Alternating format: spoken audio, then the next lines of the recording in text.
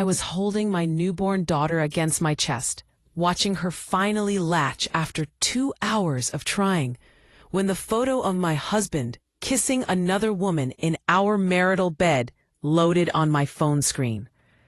I would never forget that juxtaposition. Life and death, creation and destruction, the purest love and the deepest betrayal, all colliding in a single, soul-shattering instant. My hands were shaking so violently that I almost dropped my phone onto my baby's face. The epidural was wearing off. My body was still bleeding, still broken open from 36 hours of labor that had ended in an emergency I barely survived. My stitches ached. My breasts were engorged and leaking. I hadn't slept in 2 days, and now this. Now this. The second photo came through, before I could even process the first, then a third, then a fourth, each one more deliberately cruel than the last. They weren't just in my bed. They were posing for the camera. His arm wrapped around the other woman's shoulders against the headboard I had picked out. The woman lying against the pillows I washed every Sunday, their bodies illuminated by the bedside lamp I had bought because he said the overhead light was too harsh. Every detail of my carefully created sanctuary. The room where I'd folded tiny onesies just last week, where I'd cried happy tears looking at ultrasound photos, where I dreamed about bringing my baby home to a loving family, was now desecrated, weaponized, turned into evidence of my own stupidity. Then came the message. Thought you should know what he's been doing while you were busy. He says you got fat anyway. The baby unlatched and started crying. Or maybe I was the one crying. I couldn't tell anymore. Everything was fragmenting. Reality splintering into 1,000 sharp pieces that were all cutting me at once. My thumb moved automatically, scrolling up to check the timestamp on the photos. My vision blurred with tears, but I could still make out the date, the time. Yesterday. These photos were taken yesterday, while I was in active labor, while I was screaming for him to hold my hand, while I was begging the doctors to make it stop, while my body was literally tearing apart to bring our child into the world. He was 30 minutes away, in our bed, with another woman. The room started spinning. The hospital walls, sterile, pale blue, decorated with those generic inspirational posters about motherhood and new beginnings, seemed to close in on me. I'd been in this room for 2 days, and in that time I'd transformed from a wife into a mother and apparently into a fool. The nurse had called this room my recovery suite, but there would be no recovering from this. How do you recover from discovering that the man you built a life with, the man whose child you just birthed, was so eager to betray you that he couldn't even wait until you came home from the hospital? I forced myself to look at the photos again, studying them with a detachment that felt like an out-of-body experience. The woman was younger, maybe 25, with the kind of carefree smile that belonged to someone who didn't have stretch marks and swollen ankles. The woman was grinning in one photo, looking directly at the camera with an expression of triumph that made bile rise in my throat. This wasn't just an affair. This was a conquest. This woman wasn't accidentally caught in a moment. She was celebrating, documenting, sending proof like a hunter displaying a trophy kill. My husband had left the hospital 3 hours ago. 3 hours. He'd kissed my forehead, told me I did great, looked at our sleeping daughter with what I'd interpreted as tenderness, and said, "I'll be back in the morning, babe. Get some rest." I'd watched him walk out of the room, had felt a small pang of sadness that he wasn't staying, but had rationalized it away. He must be exhausted too. He'd been by my side through most of the labor. He deserved a break. Our bed would be more comfortable than the hospital recliner. These were the lies I told myself while he was driving home, not to rest, but to her, to this woman who was now mocking my trauma, my vulnerability, my pain. The baby was still crying. I tried to reposition her, tried to focus on this tiny human who needed me, who depended on me, who had just entered a world that was already broken.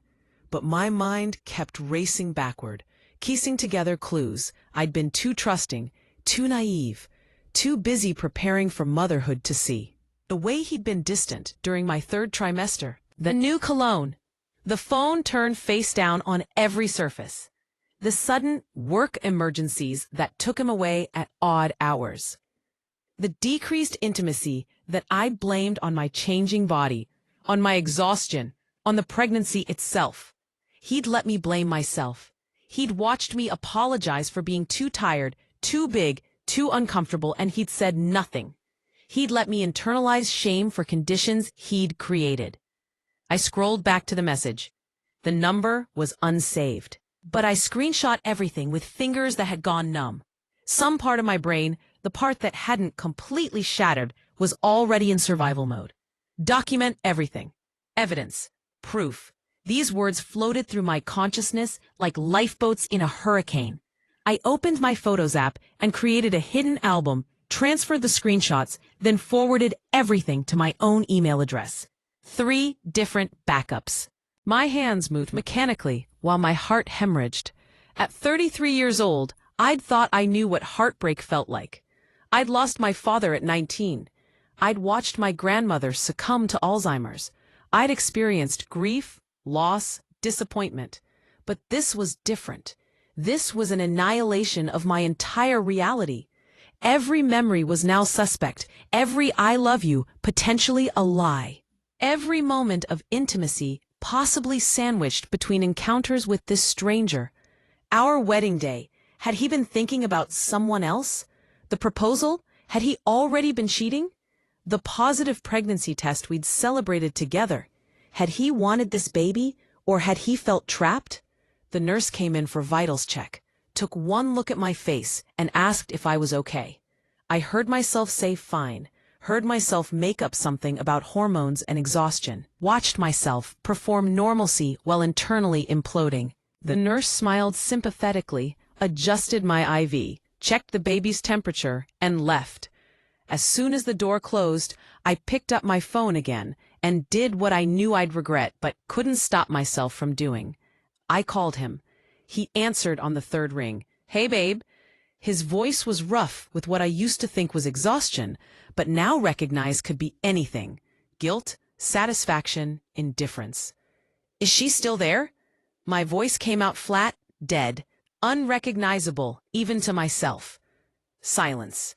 The kind of silence that confirms everything. "Is she still in our bed? Or did you at least have the decency to make her leave before calling your wife?" I was amazed at how steady my voice sounded, when everything inside me was screaming. What are you?" The panic in his voice would have been satisfying if I had any capacity left for feeling anything at all. "She sent me photos while I was feeding our daughter. Photos of you, of her, of our bed. Cuddled up like you're some kind of couple." Each sentence was a bullet, so I'll ask you again. Is she still there? I heard rustling, a female voice in the background, asking what was wrong. His muffled response that he didn't bother to cover properly. Then footsteps, a door closing. "Beatty, listen, I can explain." I hung up. I didn't want his explanations, his excuses, his lies dressed up as apologies. I looked down at my daughter, this perfect, innocent being who just entered a world where her father was a stranger and her mother's heart was in pieces. And in that moment, staring at my baby's face, something shifted. The grief was still there, the betrayal still burning through my veins like poison, but underneath it all, something else was crystallizing. Something hard and sharp and absolutely unbreakable. My phone started ringing. His name flashed on the screen. I declined the call and opened my contacts instead, scrolling until I found my sister's number. It was 2 a.m., but this couldn't wait. When she answered, groggy, concerned, I said 6 words that would change everything. "I need a divorce lawyer. Right now." I didn't sleep that night. How could I? Every time I closed my eyes, I saw those photos burned into my eyelids like a brand. My sister stayed on the phone with me until dawn broke through the hospital window, letting me cry, letting me rage, letting me fall apart in a way I couldn't do in front of my newborn daughter. When the sun finally came up, something in me had hardened. I wasn't the same woman who'd received those photos 12 hours ago. That woman was gone. In her place was someone I barely recognized, someone colder, sharper, more calculating. My sister arrived at the hospital by 7 a.m. with her laptop, a coffee I couldn't drink because I was breastfeeding, and the name of the best divorce attorney in the city. Sharon Henderson, she said, pulling up the lawyer's website. She's expensive, but she's ruthless. Specializes in high-conflict divorces and custody cases. She doesn't lose. I looked at my sleeping daughter and thought about what losing would mean. It would mean shared custody with a man who'd betrayed me at my most vulnerable. It would mean watching him introduce our child to his mistress. It would mean years of coordinating schedules and pretending to be civil while my heart was still bleeding. I couldn't lose. I wouldn't. Call her, I said. Tell her I need an appointment as soon as possible. Today, if she can do it. My sister's eyes widened. You just gave birth yesterday. You can barely walk. Maybe we should, today, I repeated, and something in my voice made her stop arguing. Sharon Henderson agreed to meet me at the hospital during her lunch break. She was everything my sister promised. Mid-50s, impeccably dressed, with eyes that missed nothing. She sat in the uncomfortable visitor's chair beside my hospital bed and listened while I showed her the photos, the messages, the timestamps. I watched her face remain completely neutral, professional. But I saw something flicker in her eyes when I explained that the photos had been taken while I was in labor. That's going to play very well in court, she said finally. And I realized with a jolt that this was really happening. I was really doing this. Judges don't look kindly on abandonment during childbirth, and the fact that his paramour sent you these photos shows malicious intent. This isn't just adultery. This is intentional infliction of emotional distress. The word sounded so old-fashioned, almost quaint, for something so devastating. Sharon pulled out a legal pad and started taking notes. I need you to tell me everything. How long you've been married, your financial situation, his employment, assets, debts, everything. I'd been married to him for 5 years, together for 7. We'd bought our house 3 years ago, a modest 3-bedroom in a decent neighborhood that I'd loved the moment I saw it. The mortgage was in both our names, but I'd put down the down payment using money I'd inherited from my father. He worked in sales for a tech company, made decent money, but was always talking about the big commission that was just around the corner.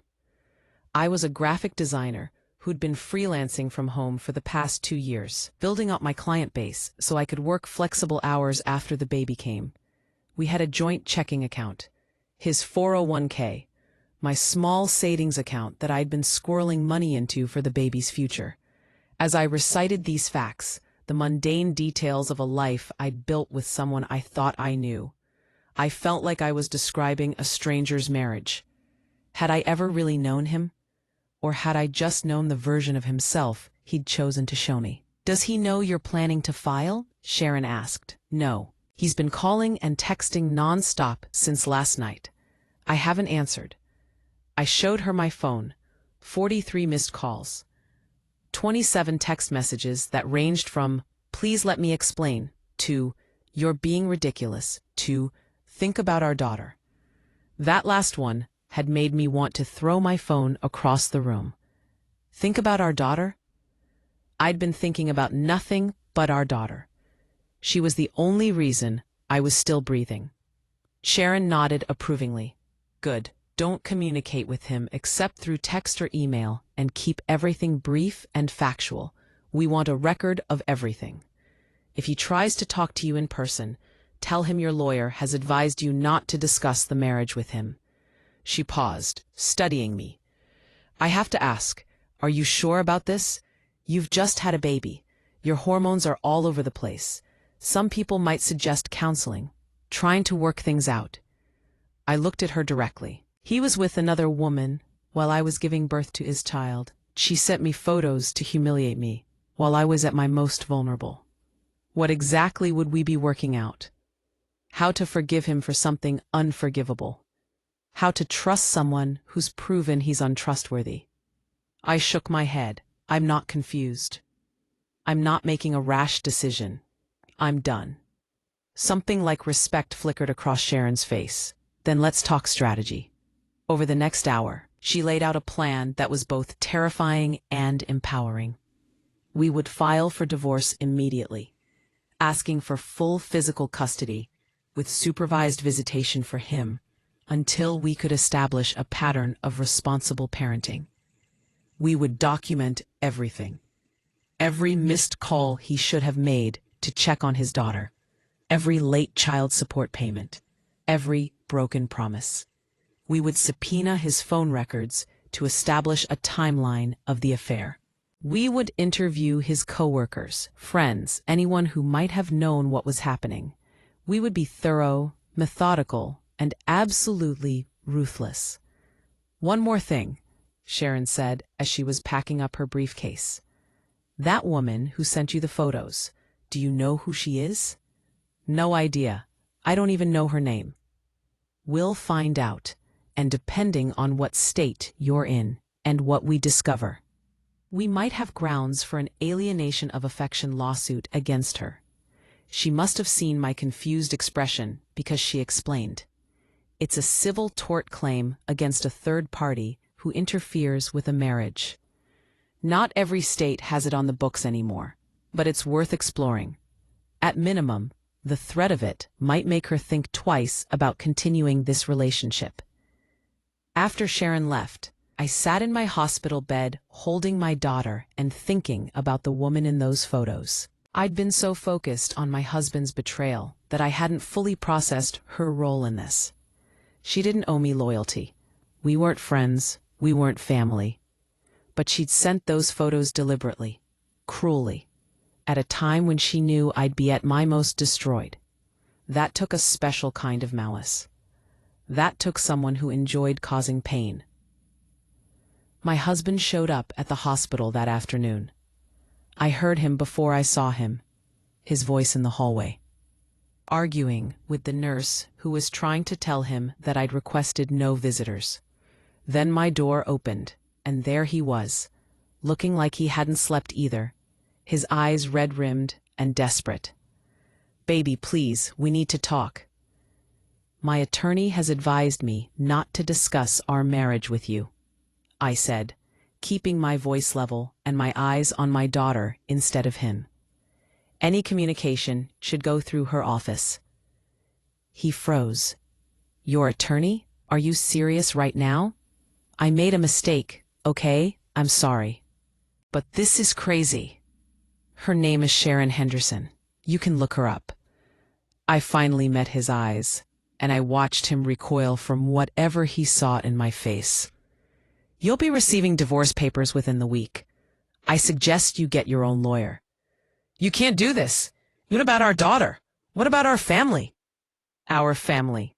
The words would have been funny if they weren't so infuriating. "You destroyed our family when you decided another woman was more important than being at the hospital with your wife and newborn child. You destroyed it when you let her send me those photos. You destroyed it every single time you lied to my face and let me believe we were building something real. It meant nothing. She means nothing." He was shouting now, and the baby started crying. That's when the nurse came in with security. "Sir, you need to leave," she said firmly. "You're disturbing the other patients." I watched him being escorted out, still protesting, still trying to explain, and I felt nothing. The man I'd loved was gone. Maybe he'd never existed in the first place. This person throwing a tantrum in a hospital hallway was a stranger. Over the next 3 days, the time I had left in the hospital before being discharged, I worked methodically through Sharon's checklist. I called my bank and opened a new account, transferring half of our joint savings into it. That was my legal right, Sharon had explained. Community property. I changed all my passwords. I called our insurance company and added my daughter to my policy. I documented every time he called or showed up at the hospital demanding to talk. I took photos of the flowers he sent with cards that said, "I love you," and "Come home." Evidence of his attempt to manipulate me, Sharon called it. Love bombing, after abuse. My mother flew in from Atlanta the day before I was discharged. She held me while I cried and told me that she'd never liked him anyway, that she'd always sensed something was off, but hadn't wanted to say anything. That almost made me angry. Why hadn't she warned me? But I understood. I wouldn't have listened. I'd been in love, or what I thought was love. Really, I'd been in love with a fantasy I'd created in my own mind. The morning I left the hospital, I made a decision. I called my cousin Marcus, who worked in IT, and asked him to help me do something I never thought I'd do. I created a private Facebook post detailing exactly what had happened.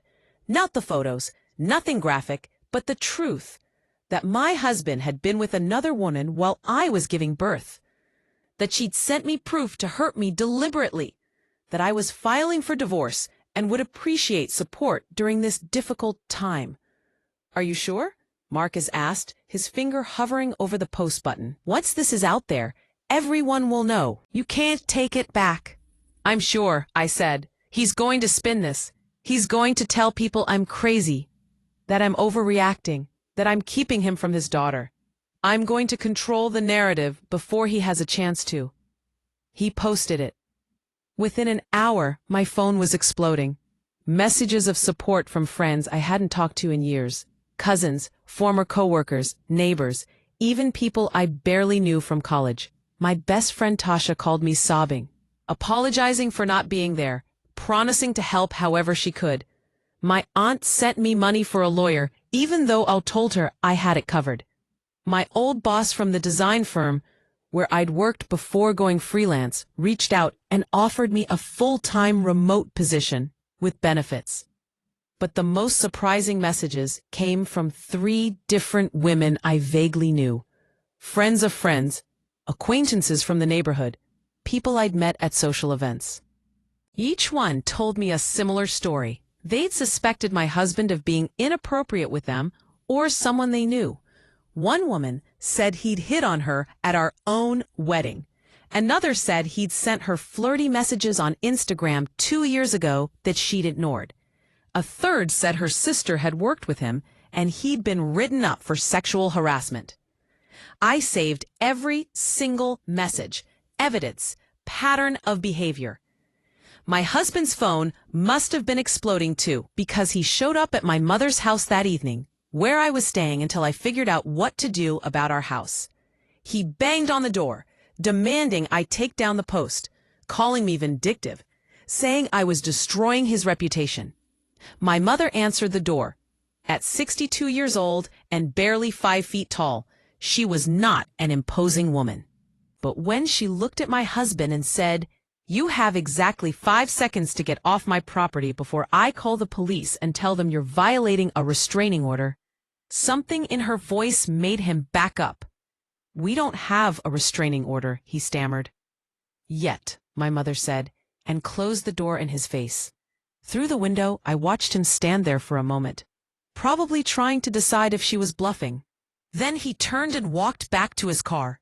Before he drove away, he looked up at the house, and I saw something in his expression that chilled me. It wasn't remorse. It wasn't even anger. It was calculation. He was already planning his next move. Good. So was I. That night, while my daughter slept in a bassinet beside me and my mother snored softly in the next room, I opened my laptop and started documenting everything. I wrote down every suspicion I'd ever had and dismissed. Every time he'd come home late smelling like perfume, I told myself must have been from a coworker's hug. Every unexplained charge on our credit card that he'd explained away, every time he'd picked a fight with me for no reason, which I now realized was probably because he'd been with her and needed to justify his guilt by making me the villain. I created spreadsheets, timelines. I went through our phone records, which I could access since we were still technically married and on a shared plan, and highlighted every number I didn't recognize. There were dozens. I cross-referenced them with social media, with public records, with anything I could find. One number appeared constantly, almost daily for the past 8 months. I traced it to a woman named Jessica Hernandez, 26 years old, worked as a receptionist at a dental office. Had a public Instagram full of photos of her at clubs, at beaches, living the carefree life of someone who'd never been responsible for another human being.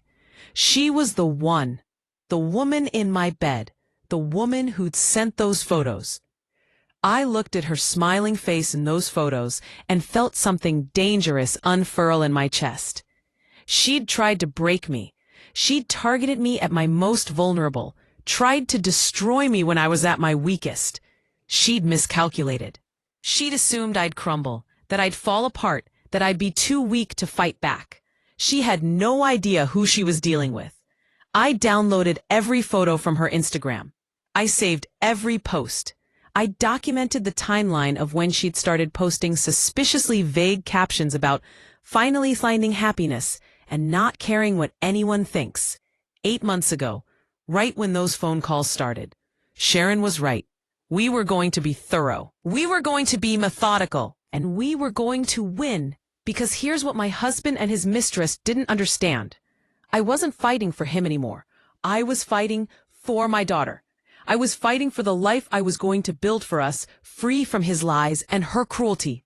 I was fighting because someone needed to teach both of them that actions have consequences, that you can't destroy people without facing repercussions. They thought I'd be easy to break, because I'd just given birth, because I was vulnerable, because I was alone in that hospital bed. They were wrong. I was never stronger than I was in that moment, holding my daughter and planning my future, a future where I was no longer anyone's victim, where I was no longer someone who could be betrayed without consequences. They'd tried to destroy me. Instead, they'd created someone who would make sure they regretted every single choice that led to this moment. The divorce papers were served 3 weeks after I left the hospital. Sharon had moved fast, filing an emergency custody motion that gave me temporary full custody, with supervised visitation for him. The look on his face when the process server handed him the papers at his office, in front of his coworkers, was captured on the building's security camera. One of his colleagues, who'd apparently never liked him much, sent me the footage. I watched it 3 times. Each time felt a little bit like breathing again. He fought it, of course, hired some expensive attorney who specialized in father's rights and tried to paint me as an unstable, vindictive woman who was using our daughter as a weapon. They claimed I was suffering from postpartum depression, which was rich, considering they were the ones who'd caused any depression I might have. His lawyer actually tried to argue in court that my Facebook post was evidence of erratic behavior and poor judgment. Sharon destroyed that argument in under 5 minutes. "Your Honor," she said, standing up with a thick folder of documents, "let's talk about poor judgment. My client's husband abandoned her during childbirth to commit adultery in their marital bed. His paramour then sent photographic evidence of this affair to my client while she was nursing their newborn infant, with a message body-shaming her postpartum body. My client responded by doing what any rational person would do. She documented the evidence, consulted an attorney, and informed her support system of what had occurred. That's not erratic behavior. That's survival." The judge, a woman in her 60s who'd been on the bench for 20 years, looked at my husband with an expression of pure disgust. "Mr. Williams, I've seen a lot of things in family court, but this might be the most callous display I've encountered in recent memory. Your petition for joint custody is denied. We'll revisit the custody arrangement in 6 months, provided you complete parenting classes and maintain consistent, supervised visitation." I watched my husband's face crumble. He'd been so confident walking into that courtroom, so sure that his expensive lawyer would win him sympathy. He'd actually believed he'd be able to spin this somehow, make himself the victim. Reality hit him hard. But that was just the beginning. The real comeuppance started when people actually began to understand who he really was. His mother called me crying 2 days after the hearing. She'd always been kind to me, had helped me plan our wedding, had been excited about becoming the grandmother. Now she was sobbing into the phone, apologizing over and over. "I didn't raise him to be like this," she said. "His father and I are so ashamed. We told him he's not welcome in our home until he makes this right, but I don't know if he can make this right. What he did to you." Her voice broke. "You were having his baby. You could have died. And he was." She couldn't even say it. She asked if she could still see her granddaughter. I said yes, because my daughter deserved to know her grandmother. And his mother's sins weren't his mother's sins. She started coming over twice a week, bringing groceries, holding the baby while I showered, telling me stories about what a difficult child my husband had been. "Always had to have things his way," she said once. "Always thought the rules didn't apply to him. I thought he'd grow out of it." His friends started distancing themselves too. Marcus, the same cousin who'd helped me post the truth on Facebook, ran into one of my husband's college buddies at a bar. The guy pulled Marcus aside and said, "Tell your cousin I'm sorry. We all knew he was a dog, but we didn't know he'd do something like that. That's unforgivable." Apparently, there'd been other women over the years. Lots of other women. His friends had known, had even helped him cover it up. But this, abandoning his wife during childbirth, this was too much even for them. One by one, they stopped returning his calls. His job became a problem too. Someone, I never found out who, sent an anonymous email to his company's HR department detailing his affair, including the fact that Jessica worked at a dental office his company had contracted with for employee benefits.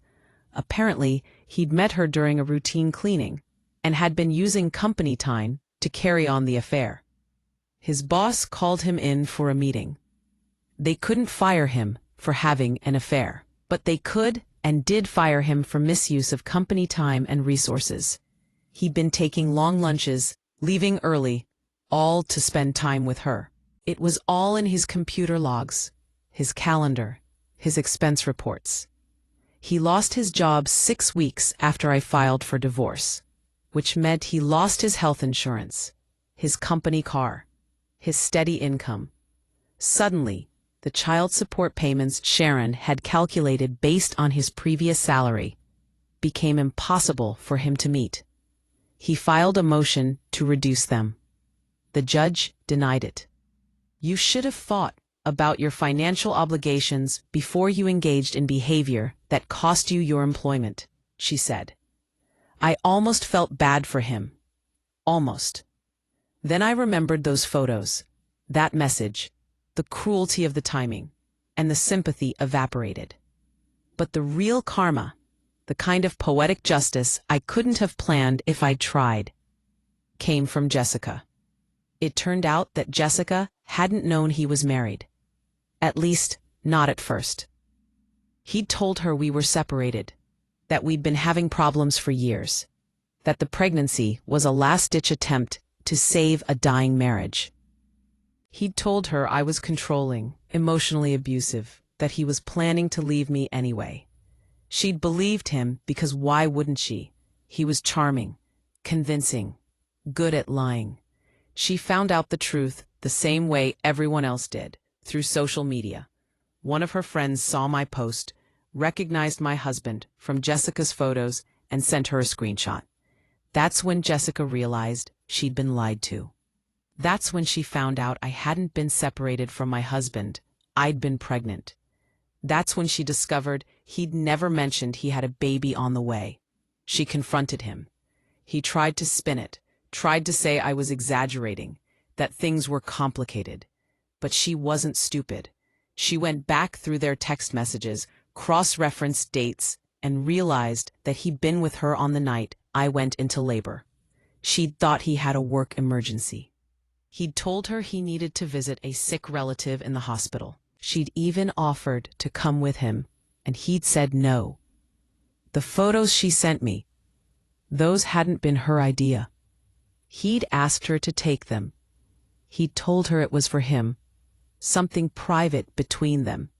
He'd posed, arranged the scene, made sure to get identifiable features of our bedroom in the frame.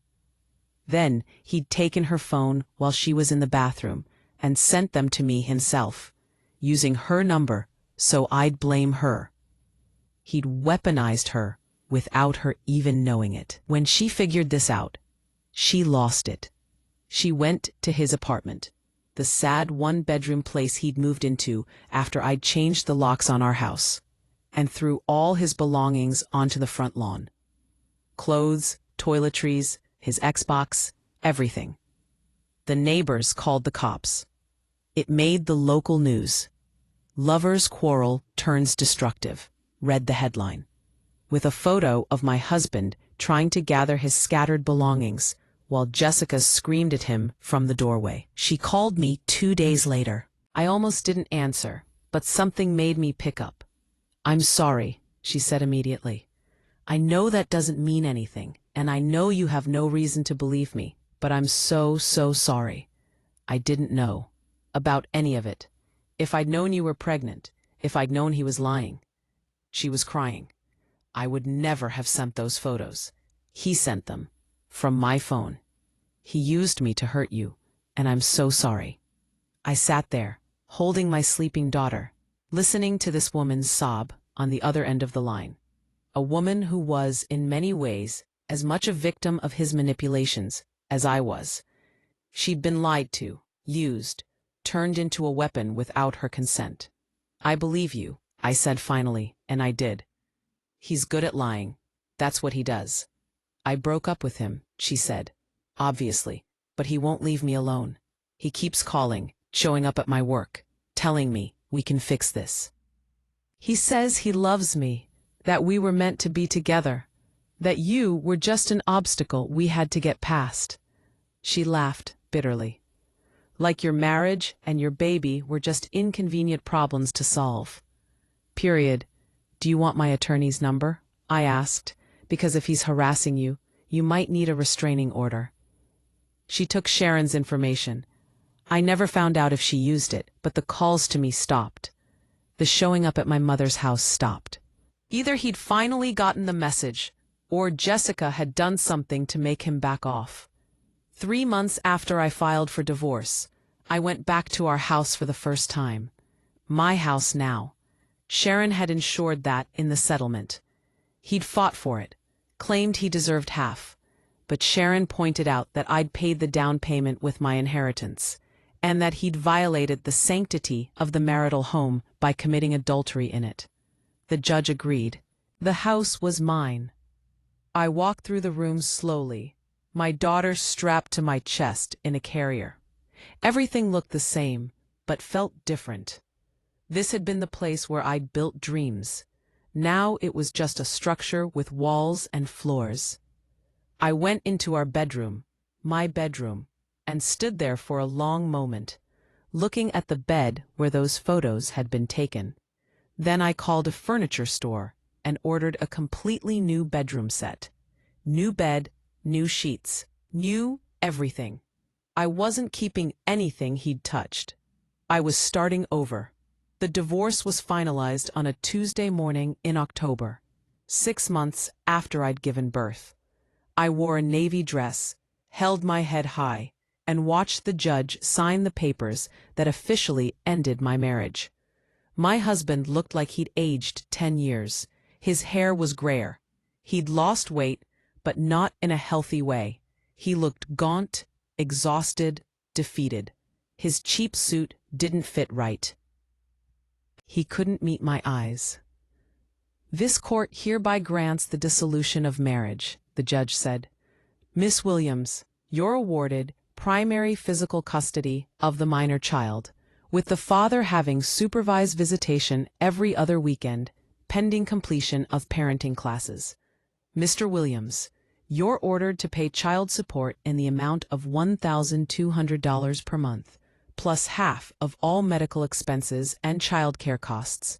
The marital home is awarded to Miss Williams. Mr. Williams will receive his portion of the 401k, minus the penalties outlined in the settlement agreement due to the circumstances of the marital dissolution. It was over, just like that. 5 years of marriage, gone in the time it took to sign some papers. We walked out of the courthouse on opposite sides. He tried to catch up to me in the parking lot, tried one last time to talk to me, to explain, to apologize. I looked at him, really looked at him, and realized I didn't feel anything anymore. Not anger, not hurt, not even satisfaction at watching him face consequences for his actions. He was just a stranger who'd once had access to my life and didn't anymore. You need to move on, I said. I have. That night, I sat in my living room, my house, my space, my sanctuary, with my daughter sleeping peacefully in my arms. I thought about everything that had happened, everything I'd survived, the betrayal, the pain, the absolute devastation of that moment in the hospital. I thought about how I'd wanted to die in those first few days, how I couldn't imagine surviving this kind of heartbreak. But I had survived. More than that, I'd rebuilt. I'd taken control of my narrative, protected my daughter, secured our future. I'd learned who my real friends were, who my true family was. I'd discovered a strength in myself I hadn't known existed. My phone buzzed. A text from Tasha. First Friday as officially divorced woman. Want me to come over with ice cream and terrible movies? I smiled. Yes, but make it good movies. I'm done with terrible things. A year later, I ran into him at the grocery store. He was with a new woman. Younger again, probably mid-20s. He saw me with my daughter, who was walking now, babbling, pointing at everything with the wonder of a toddler discovering the world. He opened his mouth like he wanted to say something, but I just pushed my cart past him without acknowledging his existence.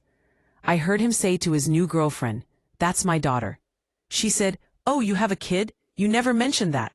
I smiled to myself and kept walking. Some people never learn, but that wasn't my problem anymore. My daughter and I went home to our house, the one I'd made beautiful and safe and full of love. I'd repainted the walls, replaced the furniture, filled it with photos of us, me and her, my mother, my sister, my real family. There wasn't a single picture of him anywhere. He was erased, edited out, removed from the story of our lives. That night, after I put my daughter to bed, I sat on my porch with a glass of wine and looked up at the stars. I thought about the woman I'd been in that hospital bed, broken and bleeding and betrayed. I wished I could go back and tell her that she'd be okay, more than okay, that she'd take that pain and forge it into something stronger than steel. That her daughter would grow up watching a mother who refused to be destroyed, who demanded respect, who built a good life from the rubble of a bad marriage. I wished I could tell her that the revenge wasn't in destroying him, though watching his life fall apart had been satisfying. I won't lie. The real revenge was simpler and more powerful than that. The real revenge was being happy, was building a life so full of joy and peace and love that he became nothing more than a cautionary tale, a mistake I'd learned from, a chapter in my story that made the rest of the book better by contrast. The real revenge was my daughter growing up, knowing she had a mother who loved her enough to fight for her, to protect her, to show her what strength looked like. The real revenge was me, sitting on my porch in my house, drinking my wine, living my life, completely and utterly free. They tried to break me at my weakest moment. Instead, they'd given me the greatest gift. They'd shown me exactly who they were before I wasted any more of my life on them. They'd set me free to become the woman I was always meant to be. And that woman? She was doing just fine. Better than fine. She was thriving.